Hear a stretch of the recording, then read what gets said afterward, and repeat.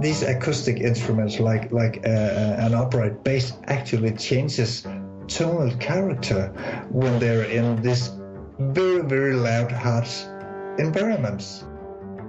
I first learned about REMIC microphones, and yes, that's how they're pronounced, REMIC. Most people think it's REMIC, it's REMIC. I first learned about REMIC microphones through my good friend Adam Booker. I'm Jason Heath, this is Contrabass Conversations, and we are chatting with the founder of REMIC microphones, Thorkild Larsen, and this is a deep dive, folks. This is the sort of thing that I know a lot of you are so into. It is all about gear. It is all about miking basses. It's all about what works, what doesn't, what new technologies are coming along, how have things evolved. And in addition to chatting with Thorkild, which is a great conversation you'll hear in a second, you'll be hearing some audio from Adam Booker. Just a couple clips just so you can hear the microphone in action. And I encourage you, go, not when you're driving or working out or whatever, but when you have a chance, go to the show notes for this episode and click through to find Adam's YouTube review of the microphone. It's about 23 minutes, or microphones. Adam actually goes through both microphones. So Thorkild and I talk about these microphones and about miking basses in general, and it's just a great conversation. Thank you so much to our sponsors, D'Addario Strings, Robertson & Son Violins, and Upton Bass String Instrument Company. You'll be hearing more about each of them later in the episode. But let's dig into this conversation with Thorkild Larsen, founder of REMIC microphones. Everybody loves to hear like how you got to where you are, you know, in terms of making these microphones. And could you maybe just share how you got into music? Because I mean, you were a DJ in Hawaii for a couple of years. How did you go from that to making these amazing microphones for stringed instruments? Oh, it's a very long story. I try to put it short to you. Okay. But I actually, in the late 70s, I started playing music in a guitar and singing in a school band, and I have always had this. I was very anxious about or getting into electronic stuff, so I built my own amplifiers and stuff at a very young age, and I got an education as an electronic engineer and ended up at that in 1983 or 84 or something like that, a long time ago. And during my education, I worked as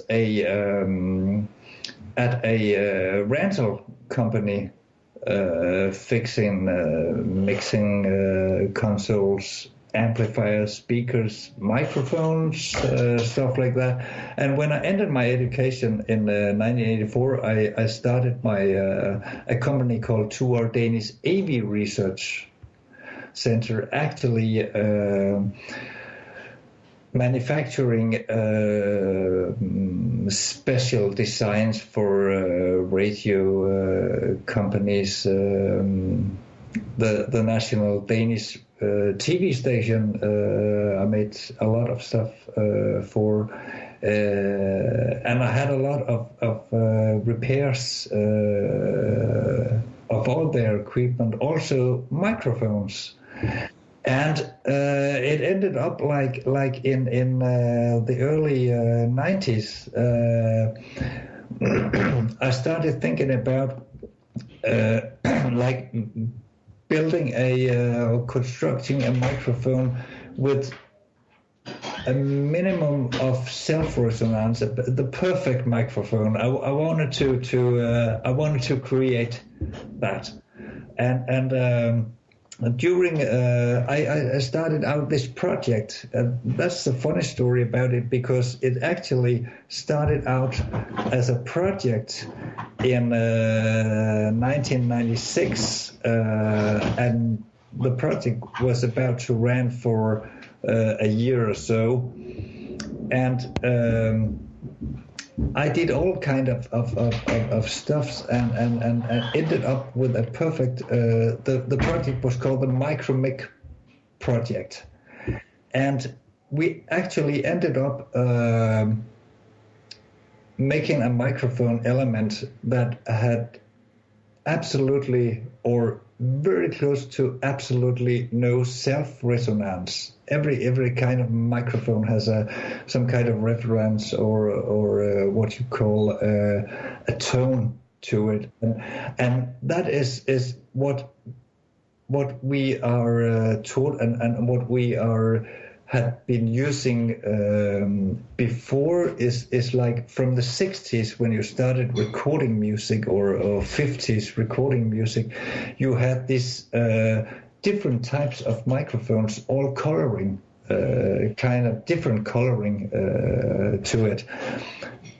Also because that you don't have the mixing consoles that had these equalizers you have today. They were basically non-equalizers. You have a volume not on it, and that was it. So what you had to work with in the older days were actually different kind of tone of the microphone. So you have to choose the right microphone for the right instruments, put it in the right direction and distance from the instruments to get the right sound, and that has a charm. Today you can actually make microphones that have what we have experienced have an absolute no tone to it whatsoever, but you have your instrument, you have your that have the acoustic sound, and you have speakers today, even PA systems that is actually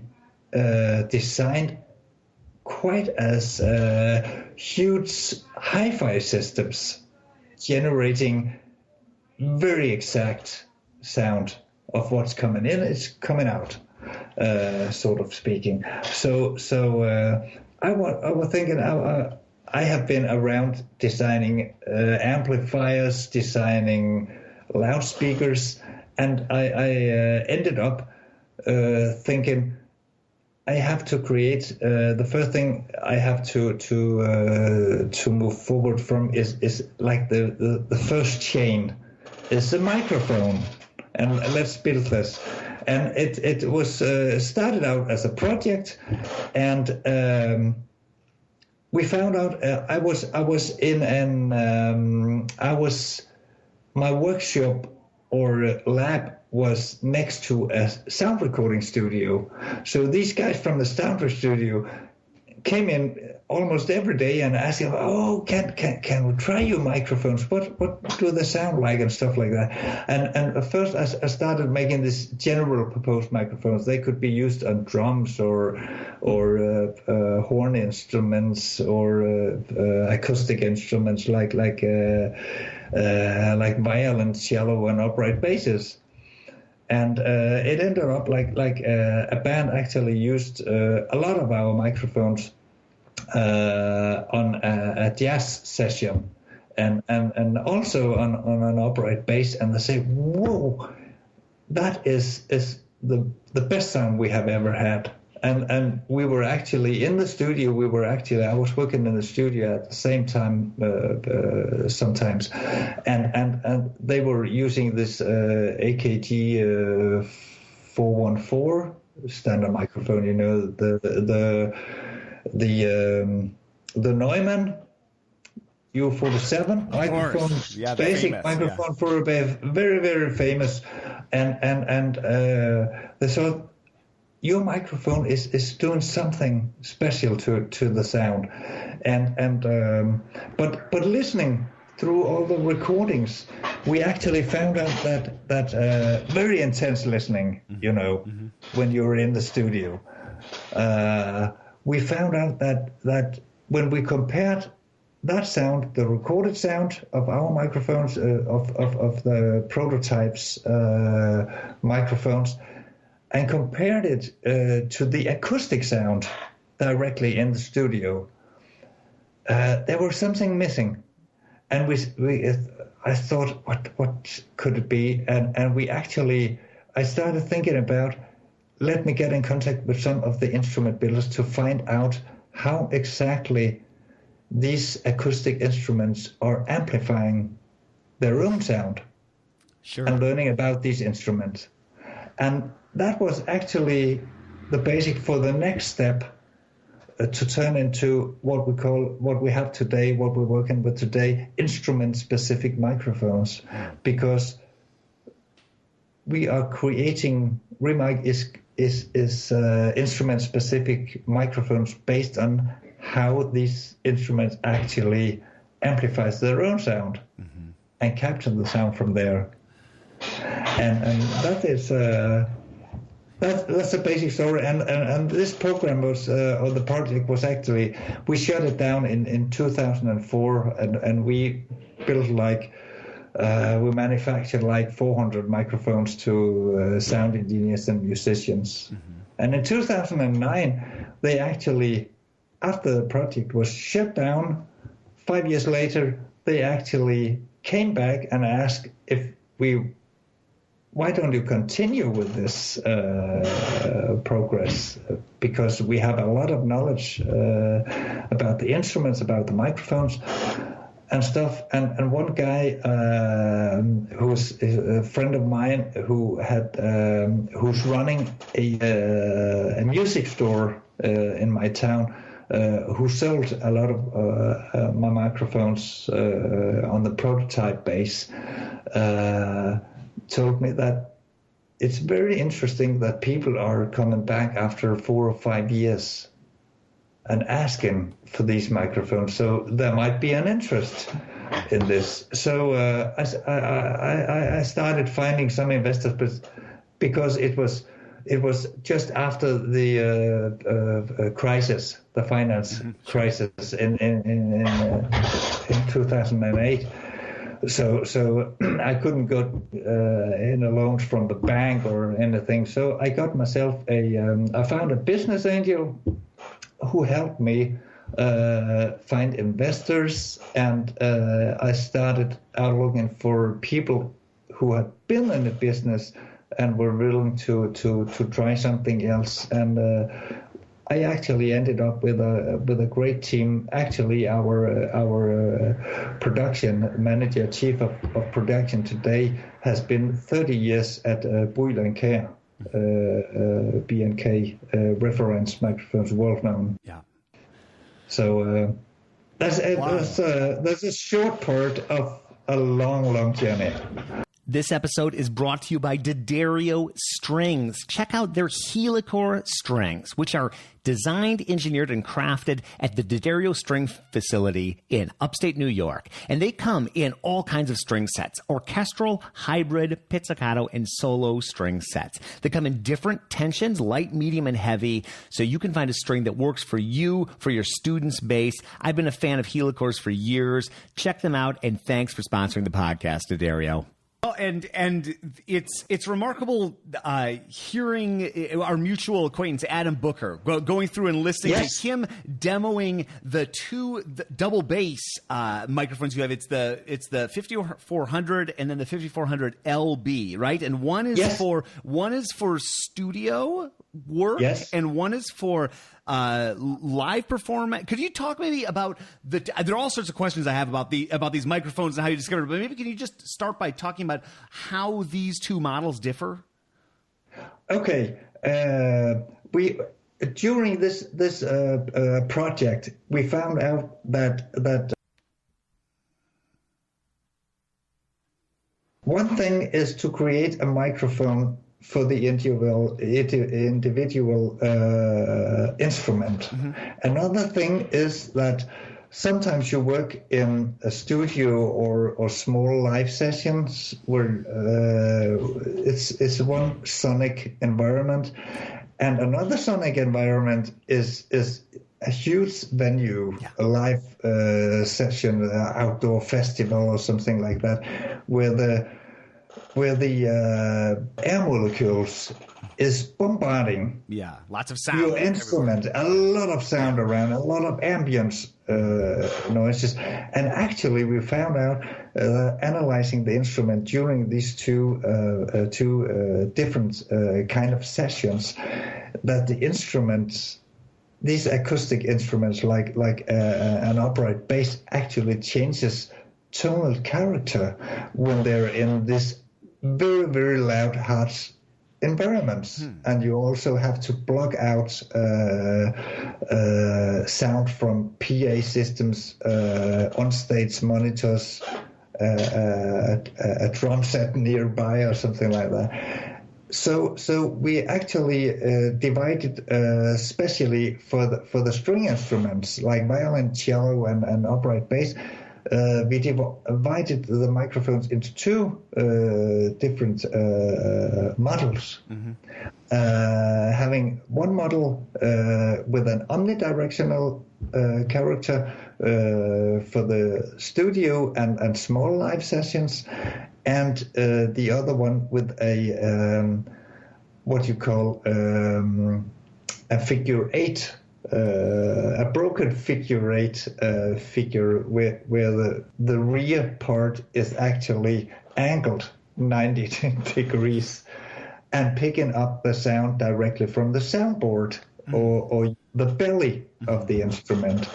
And the reason why we need two is actually design the microphone to pick up the fundamental register, a primary overtone register, and the secondary overtone register. The primary overtone register is taken out from the sound from the soundboard. All vibrations captured from the vibration in the wood of the instrument, and the secondary tone register is actually captured from the friction between bow and string, which is in front, and that's why we have two entrants of the live model. Okay. So the live model is for loud environments, and the studio, what we call the studio live model today, is for studio use and for small live gigs or huge live gigs where you actually just amplifying your instrument just a bit like a symphony orchestra. Sure. You can use the Shure or the studio models.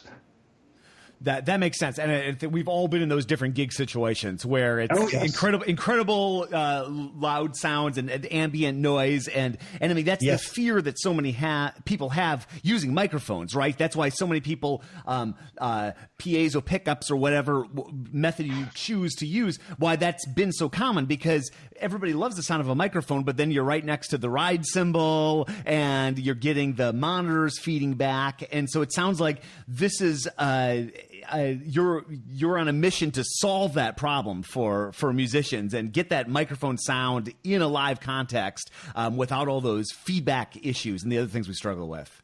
Exactly. Yes. Well, so the actual microphone itself, I think it's cool. And again, our friend Adam Booker, did this unboxing video, so you can see how it comes.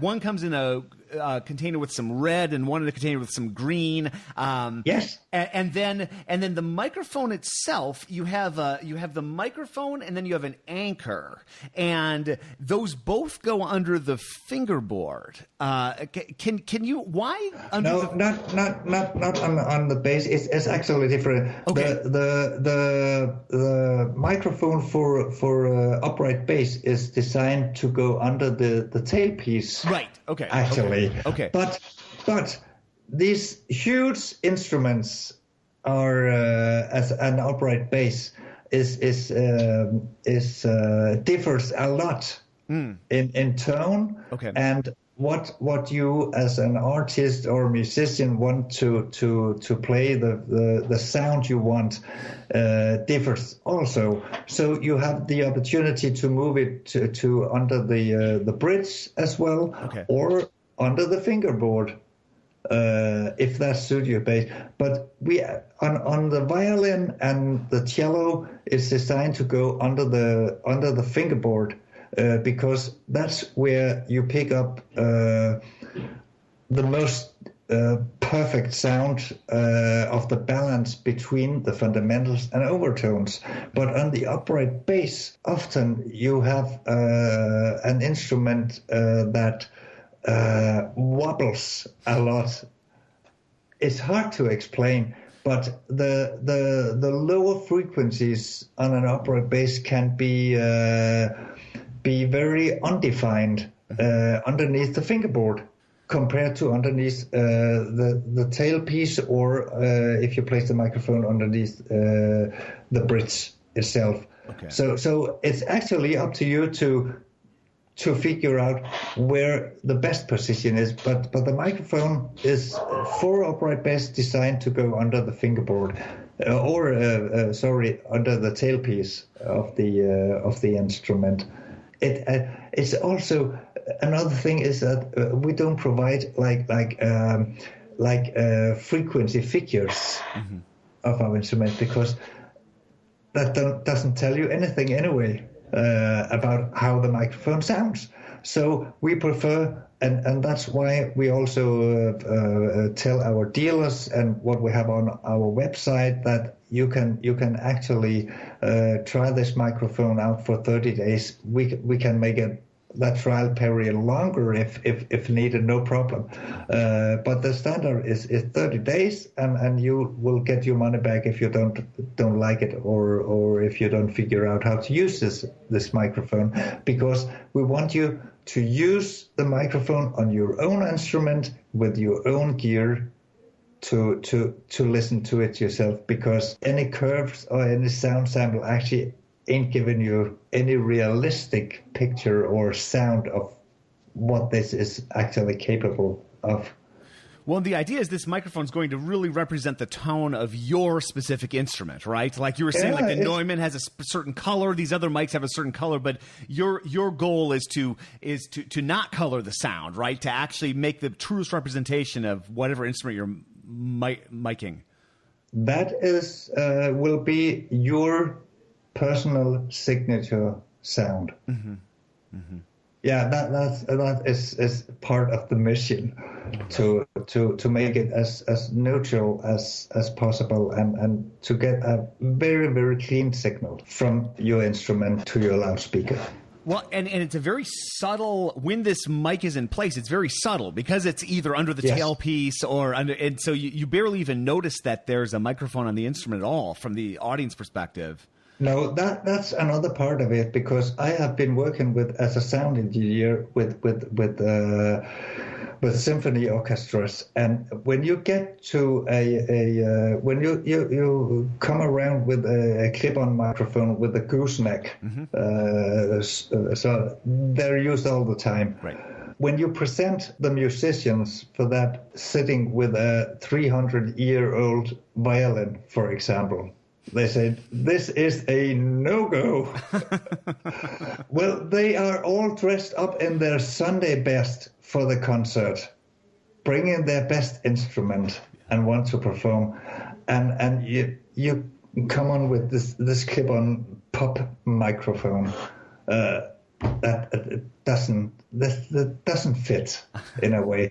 So we also had to work a lot with in close cooperation with the musicians themselves to figure out. One thing is to make a microphone suit the instrument and capture the true sound, but it also have to be kind of in many cases kind of invisible. I've been some years in the broadcast business, and in that business they want to hide microphones, cables, and all sort of electronics.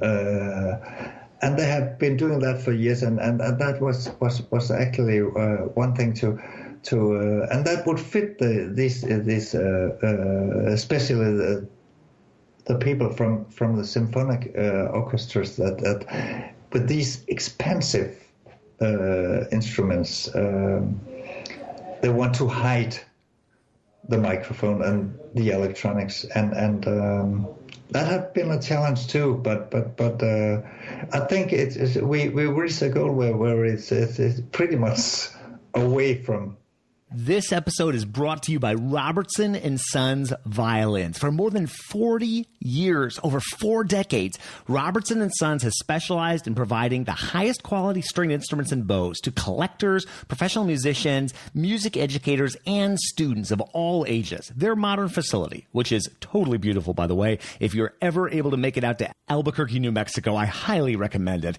They have a recital hall that they use not only for performances, but it's available to their clients. So if you want to try out a fine pedigree bass or even a student bass or anything in between, you can go in that recital hall. I've had the chance to do that. Totally amazing. I'm like a kid in the candy store when I'm down there at Robertson's.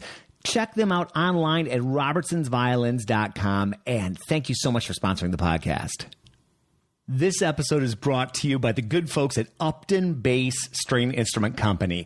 Eric and Gary and the whole Upton team, I can't say enough good things about them. And they have been on board with the various endeavors I've done online from the start. They were one of the early sponsors of the blog back in 2006 and 2007. And it has been so fun to follow along with their journey and see them develop these new models of basses like the car bass, the Bostonian, the Bohemian, and to connect with all these amazing players. I've had the privilege of speaking with so many people that play Upton basses, from Eric Rivas of Branford Marsalis' band and Lucia Torino of The Devil Makes Three, all the way over to Anthony Monzo of the New Century Chamber Orchestra, and Kevin Smith, Willie Nelson's bass player. I've had many students purchase Upton basses over the years. I've had a lot of colleagues play Upton basses. I see them on gigs all the time. They play great, and Upton stands behind their work. Can't recommend them highly enough. Check them out online at uptonbass.com. Nothing's running through an actual DAW. Nothing's going into any kind of software or any kind of real hardcore studio quality microphone preamp, except maybe the Grace Designs. That's an M101 in there, so that's a pretty nice pre. No matter what, that's just a really nice preamp. So yes, you want one.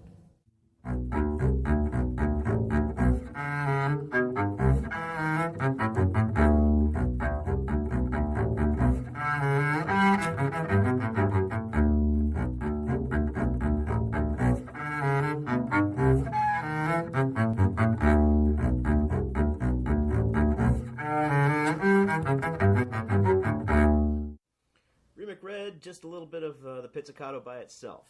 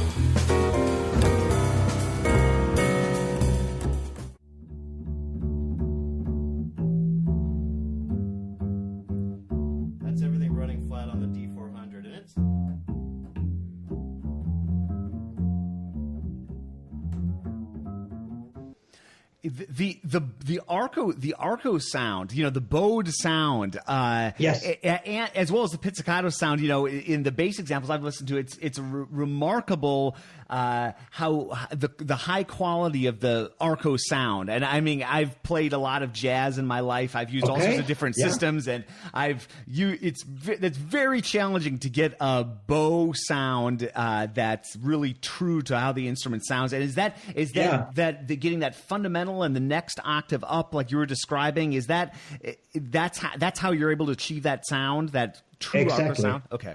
Yes. That's it. We have been working a lot of the balance between the fundamentals and overtones, actually. And what they are calling, and that's a funny story, because what they are calling when they put on this clip-on mics with the gooseneck, they're calling it close miking. But actually, we have divided these sonic environments into 3 states. Like you have the proximity zone, which is actually very, very close to the instrument, and then you have the ambient zone that is far out, and in between you have the transition zone. And these clip-on microphones that often are placed like 5 centimeters or 10 centimeters from the instrument is actually in the transition zone. And in the transition zone, you have the air molecules from the sound source, the instrument, and the air molecules coming from the ambient zone colliding.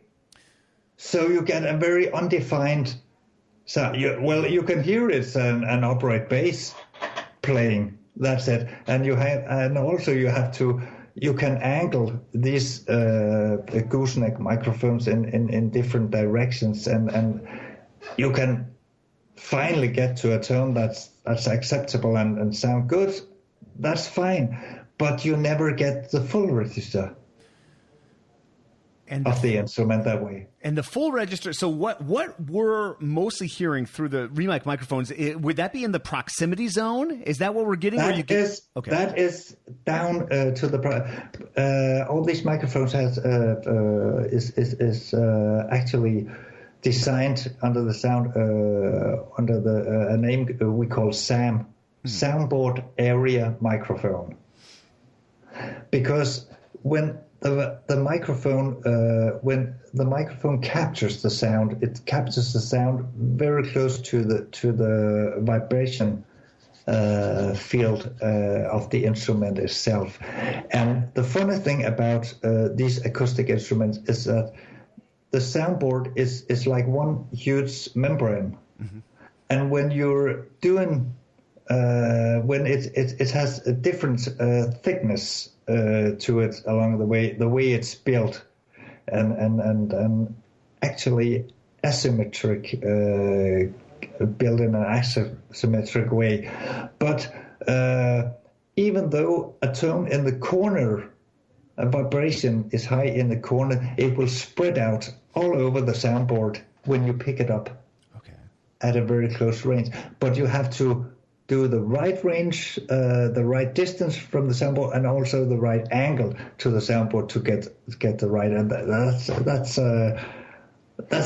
very technical, and that's been a challenge to do that. But we're onto it. Well, it's, pretty much. Well, obviously you are. Has the design of the microphone, either the foam casing or the microphone itself, has that evolved since you've started up with REMIC and been going these last few years? Yeah. We are on generation 5 or 6 or something like that, and it's still evolving because we are. You see, all the time since the mid-90s, we have been gathering informations from musicians, instrument makers, instrument builders, luthiers, and sound engineers. And all these informations are put into these microphones. And we're still getting some information, and we are changing the product. It's still the same name. Like you were born with one name, I'm born with one name, but we evolve. We grow with the thing and change because we learn new things. So we put all this new knowledge into the microphones along the way. So they're getting better and better. Well, I applaud you on this journey. It's really cool. The enthusiasm that the double bass community has for these microphones is quite obvious. And, that's incredible. Yeah. And I mean, we love all these details we're talking about, the soundboard and the membrane concept. These are the sort of things that people that listen to this podcast love to hear about. So they love all those details and just how this technology works. And then one more thing, just describing, and I'll include links so people can see this, visually too. But you have the microphone, and then you have an anchor as well. Is that how does that all work? Oh, that is actually to hold the cable. Okay. That was actually designed to fixate, to fix the cable. Mm-hmm. So but also the cable we have thought a lot about, because we have a Mogami, very high profile cable. Mm-hmm. And outside that we have a cotton woven material. Yeah. So if it's touching the vibration part of your instrument, it won't make any sound or bouncing against your instrument like a normal cable would do. You can get some noise and you have to redo the recording. So we actually made this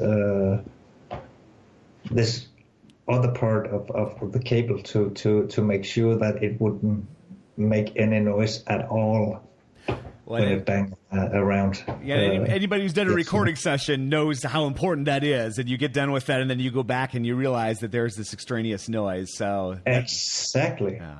Yes. Well, the attention to detail and the product, I'm a fan of what you're doing, and I applaud it, and I can't wait to see how you continue to evolve. And can you maybe let people know where they can go online to find out more about your products, or where they can follow along with you? That is on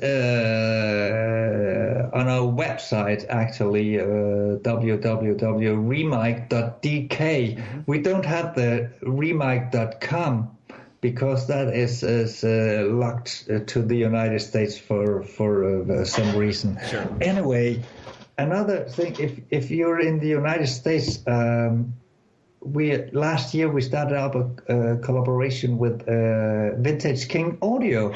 Wonderful. Who's actually pretty good as an ambassador for our products, and they're our partners in the United States, so you should go there. Yeah, Vintage King is awesome, and that's Vintage great. King. Yeah, that's great that you partnered up with them, and they're a real anybody who's very cool guys, and they know what's this about. They're a bunch of nerds, and I love that. Yeah, I love that. Yeah. Yes. Well, and we're all a bunch of nerds here too, especially for gear, and people just love hearing about what's being developed for the instrument, and so but thank you so much for taking the time to chat. I really appreciate it. No, I appreciate it too. Very cool. Thorkild, thanks for chatting. Folks, check out their website. And if you are planning on going to Bass Europe in Lucca, Italy, and I'll be there, by the way, REMIC will be there. So you get a chance to check out these microphones up close and in person. And thank you for listening. Maybe this is your first show. Maybe this is your 400 and whatever this is, over 450 at this point. But I just want to thank you so much from the bottom of my heart for listening to this.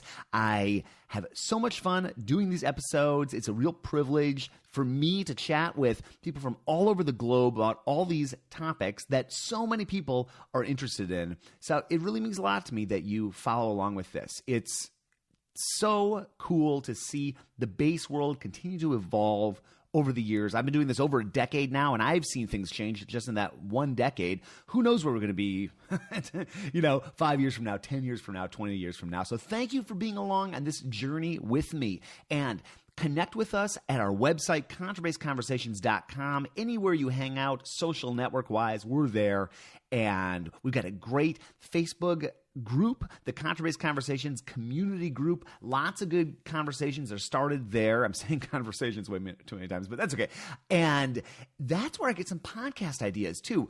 If people email me topics, especially if it's not just, interview person X or person Y, I will often throw that topic out on the Facebook group and get some fascinating responses. That's how I put together that How to Learn a Piece episode that just came out, and I have so much fun trying these different experiments with the podcast. So if you have a topic idea, or obviously a guest idea, but anything like that might be a little out of the box, I would love to hear it. I might not be able to do it right away, but I will certainly put it on the list and see if I can come up with something, and I'll almost certainly share it out in that Facebook group too. So you can, by the way, you can join that Facebook group. Just go to contrabassconversations.com/community or search for us on Facebook.